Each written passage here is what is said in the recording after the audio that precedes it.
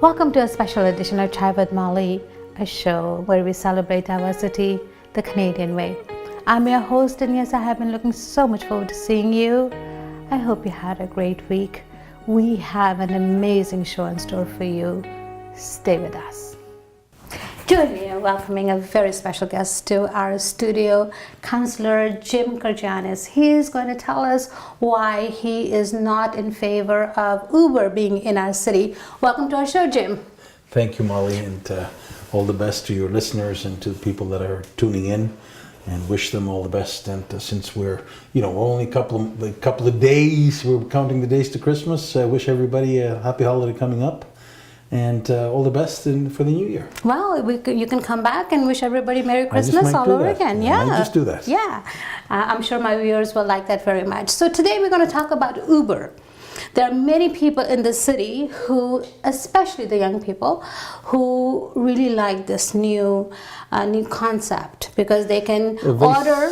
Evasive technologies, that's what they're called. Yes, so they can order it on their phones and there is somebody there to pick them up. But you don't think this is such a good idea, and why is it so? Molly, let me be perfectly clear. There's Uber, the app on the phone, and then there's Uber company and the way that they're behaving. Uber came to town and they said, we have an app, and if you want to get a ride, you punch it in and we'll send a cab over to pick you up. So that was Uber Cab. So when you punch on your phone your location, you were immediately hooked up with a cab, whether it being a cab that was working for a brokerage firm like Co-op, Beck, Diamond, Royal, and it would come pick you up. And after Uber built up the clientele, they sent an email to all their customers and said, look, you don't have to get Uber Cab anymore. Now you can get Uber X. Uber X is private cars. So if you want to be an Uber X driver, you call up Uber and say, or you go to one of their meetings and you say, I want to be an Uber X driver. They'll say to you, go get a police clearance, or we'll get it for you. Get a safety check on your car, and your car can be up to 10 years old, and then you can start operating. So Uber X, not Uber Cab. Uber the app, not a problem. All the companies have apps now. Uber X is a private person coming to pick you up. He or she drives you to your destination. You pay through your phone. The problems that are because of Uber X are a number of things. One, Uber X, the drivers do not have background checks, especially background checks for vulnerable people. Once you apply to be an Uber X driver, you can drive within 2 days. In order to get a police clearance in the city of Toronto, and especially vulnerable people, the RCMP, it can take you anywhere from 7 to 8 weeks, and the RCMP is up to 4 months. So they do not have the background proper checks. In order to drive somebody for business, you must have commercial insurance, which is that you pay a special rate to your insurance agency, and your insurance agent knows that you're driving people for business. If you are a private individual and you apply to get insurance, 39(2)(e), this is the Highway Traffic Act, clearly you stick off something that says, I'm not driving people for money. So nobody has insurance. Uber had said that we have a $5 million insurance. That was not the insurance to protect the public, the driver, and or the passenger. It was to protect them. And to top it off, we got an email from Uber that says, somebody asked them about their GST, HST, and they came back and says, we don't charge HST. So that's a violation. That's a federal violation. The fact that they've got cars that are more than 4 years old is a municipal violation. The fact that they do not have police clearance, that's also a municipal violation. The fact that they're driving people for money without insurance, that's a provincial violation. So they're violating all levels of government. Okay, so now, for the sake of our viewers, help us understand, and I also want to know, is that if this company is violating all levels of government here in Canada, why are they even here? Why are they even allowed to operate here? Well, what happened is that we have bylaws that are a little bit old. And the bylaws that we used to have said that the transaction of a taxi, what constitutes a taxi is you call a brokerage up, like, you call the Co-op, you call Beck, you call Royal, you call their number. The operator comes on and says, yep, Co-op, Beck, Royal, Diamond, whatever you want to call it, and we'll dispatch a driver to you. So the whole thing was going through a dispatch system. Uber comes in and gets away with that dispatch system. So it is the Uber app joins the rider with the driver. So when the City of Toronto last year took them to court, the Judge Daphne's decision was that the bylaws that we had were outdated and it did not catch UberX. Not Uber app, not Uber cab, UberX. Okay. UberX is the private cars that are driving. So we had hearings. A motion was passed last July at City Hall.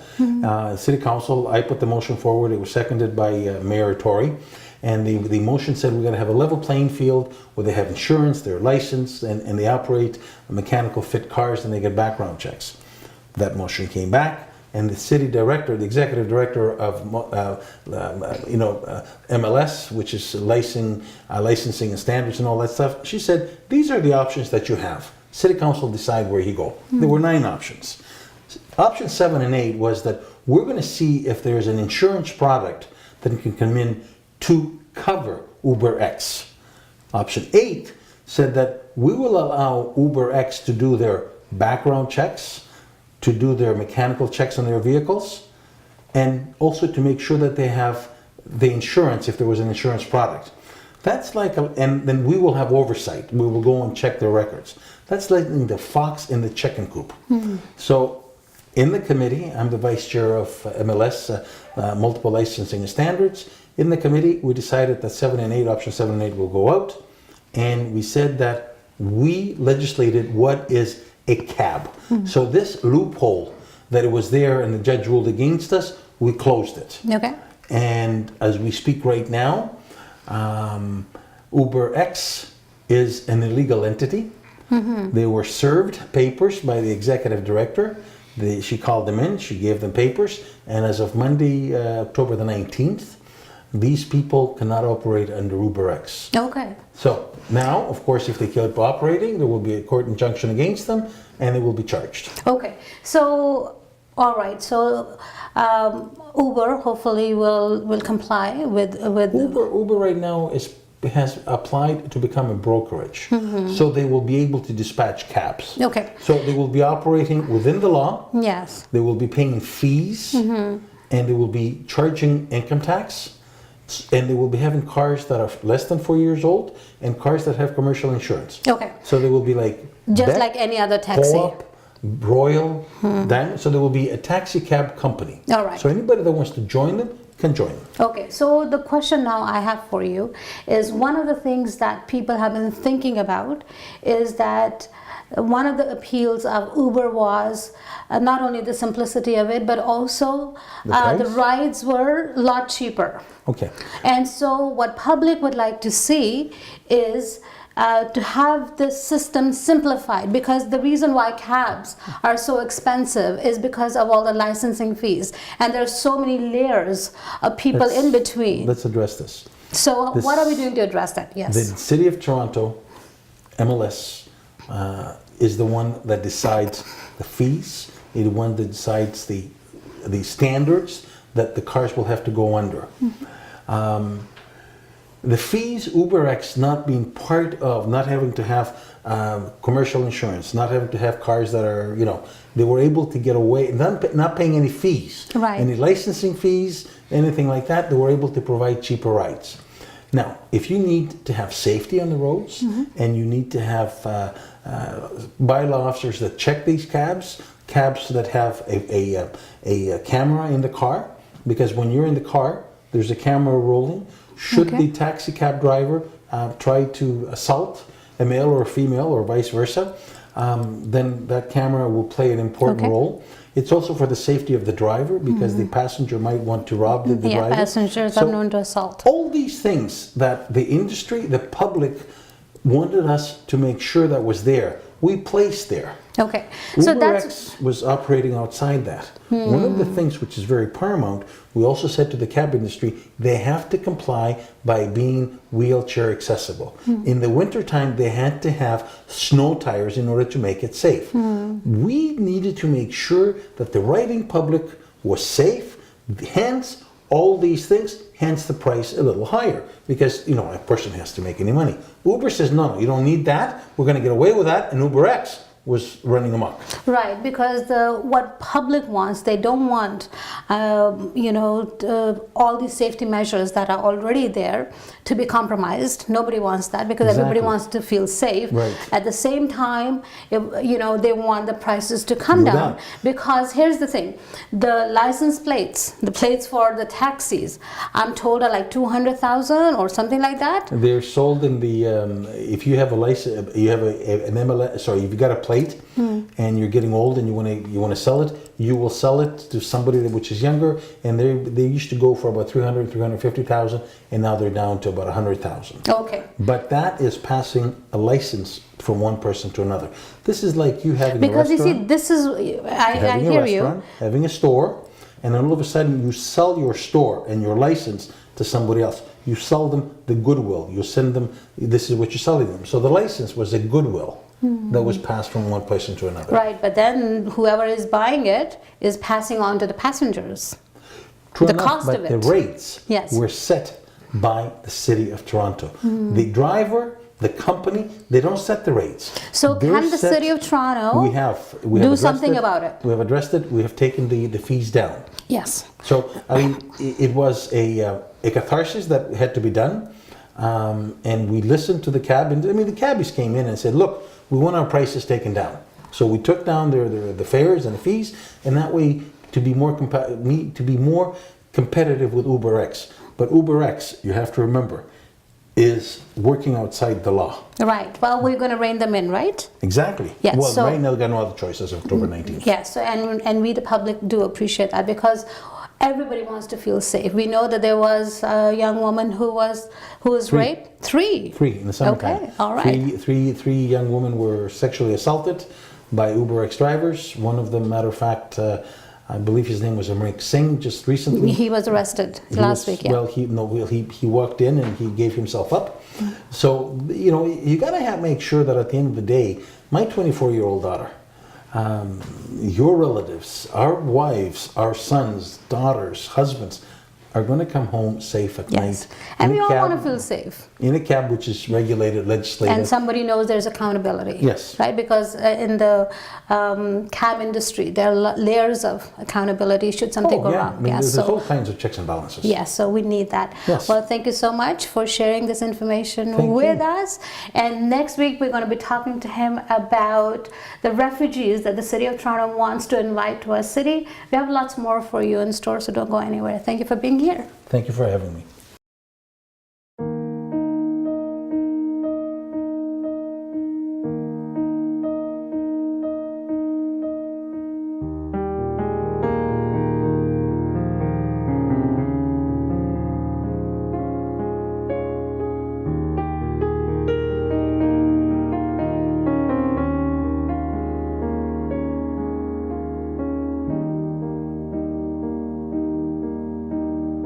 If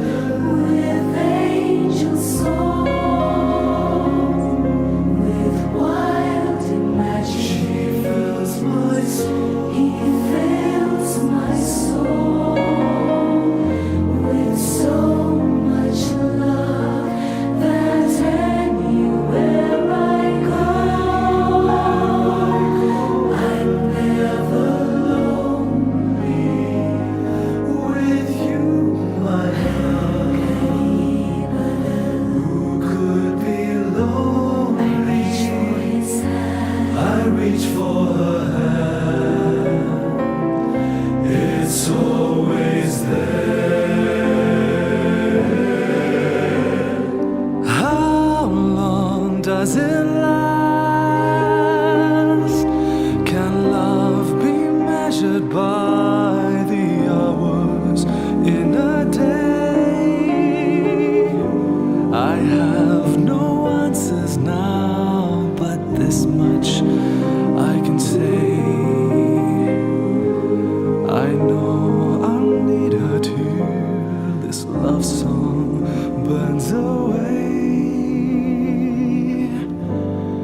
and she'll be there.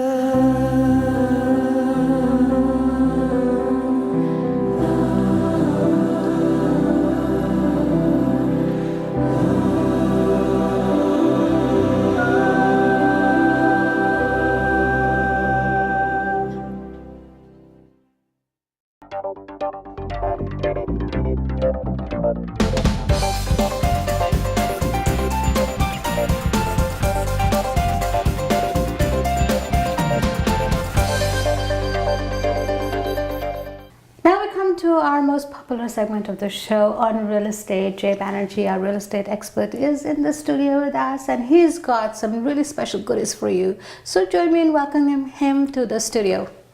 Good to be here, Molly. All right, Jay, what do you have in store for us? Well, I have an invitation to our viewers to come for a private first release. It's first time ever In East York. in East York, in the O'Connor area, close to Victoria Park, a VIP condo event. And Now, before we yes, get into more details Sure. of the event, why don't you explain to our viewers what a VIP event is? Because many people see it, hear about it, but are not quite sure what it really means. Right.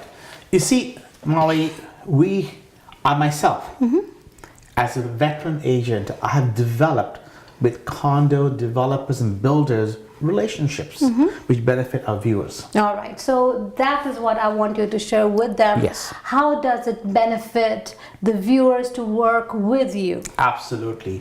You will not, and I repeat, you will not find these on a regular multiple listing, and I have much respect for the MLS because I'm a part of that. But this is a very exclusive, private, by invitation only event just for our viewers to come over, where we are going to, for the very first time, do a first release. That means it's never been sold to the public before. Condos that are being built, pre-construction condos in East York. All right, so here's how it works, right? What I'm hearing you say is that the public cannot go to the site No, and ask to register no, for it's something not like even this. open for the public. All right, it's only through people like you And the who one have night a event. special relationship with these real estate developers. Exactly. Okay, so what tangible benefits do people have in coming to events like this? I know last time Yes. there were people who saved between $25,000 to $35,000, right? Because the same properties, Yes. when they were open to public, people had to pay Yes. close to $25,000 to $35,000 more. And that was a different day, a different location. Here, you as a consumer can make between 15 and 20,000 because it's a smaller price, so less down payment. You can make between 15 and 20,000 in one night because when we go to the public, it'll be selling at that price. But here's the beauty: our condo units will start from the mid 200s. Well, You're that's not special. gonna get that anywhere. Yes, because I know condominiums are selling at a very, very high price, right? So for all those Absolutely. people who have not been able to buy these boutique condominiums because they are way too expensive, can explore this as a possibility. Yes, and I want to share with our public as well some of the highlights of why, whether you live there yourself or you choose to be an investor, why this has benefit to you, if I may, go Molly. ahead. Okay, well, look at me. I look at investment today in real estate very similar to what you're walking into your bank and you're going to talk to your mutual fund manager, your stockbroker. I am your real estate portfolio manager. That's important. What I mean by that is, I want you to remember the word ROI. Return on investment. And the number is 13.1%. That is huge, because we all know that when we leave our money in the bank, all we get is a quarter to maybe 1% interest. Exactly. Right? Exactly. And that money is not growing anywhere. The ROI is 13.1%. The TTC is at your door. This community has been rated number 16 out of 140 neighborhoods by the Toronto Life magazine. That's significant, Molly. And that means for you living there or investing, it means your investment is secure. There's more. This property is 5 minutes drive to the DVP of the Don Valley Parkway and 15 minutes drive to Yonge and Bloor. How do you beat that? In real estate, we know there are three very important things, Yes, right? yes. That determine the value. Yes. Location. Location. And location. That's So there right. you go. It's really excellent location. Absolutely. Go ahead. So here before I give you information on the invite, is you see, today, if you go buy a home for investment, not to live in, for investment, how much money do you think you need to put down as an investor? What percentage? 35%? Well, you need 20. Okay. 20. So if you go buy a bungalow in Scarborough or anywhere in the city, you're looking at about $500,000 or more. Now, if you're looking at a 20% down, that's $100,000 plus land transfer tax. In other words, to become an investor, either you've got 100,000 plus or you don't. But here's the beauty. Because this is 3 years out, generally in condos need 20% in a couple of years. We are giving you 5% down in the first 30 days. And then every 6 months, you put down 2.5% of the price, like $7,000, $8,000, if at that. And on closing, which is about 3 years from now, you're done. In other words, you've got 3 years to save the 20%. That's huge. This is your financial freedom.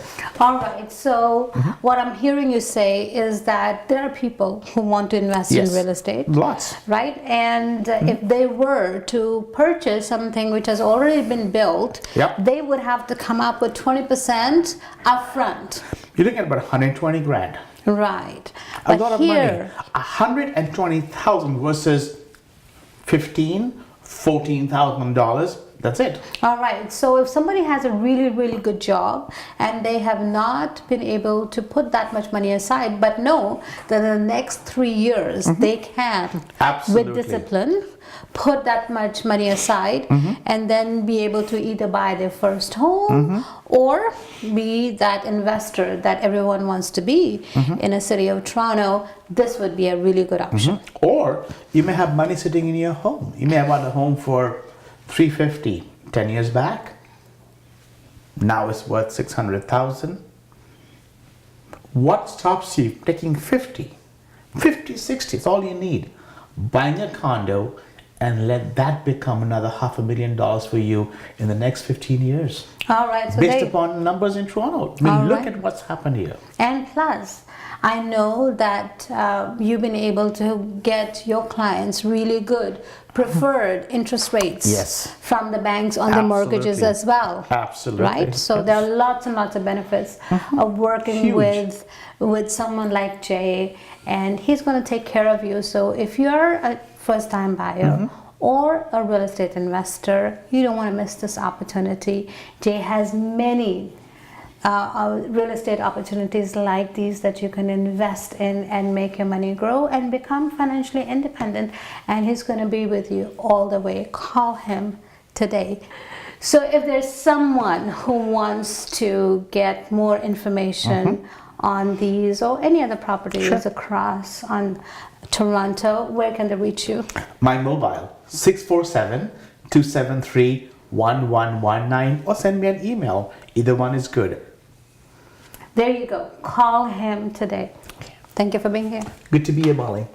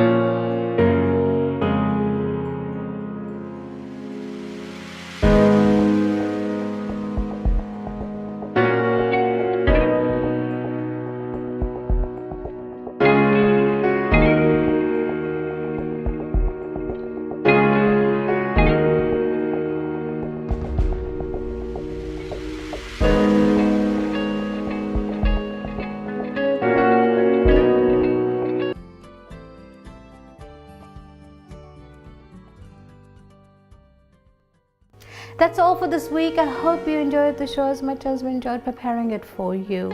Just because our time is over doesn't mean that we have to stop communicating. You can chat with me on Facebook, Chai with Molly TV, or on Twitter. Better still, why not download our app? Chai with Molly now has its own app. You can download it on iTunes Store and Google Play Store. Let me know what you think about it. Before I go, I want to remind you once again that to be good and kind to a stranger is a good thing.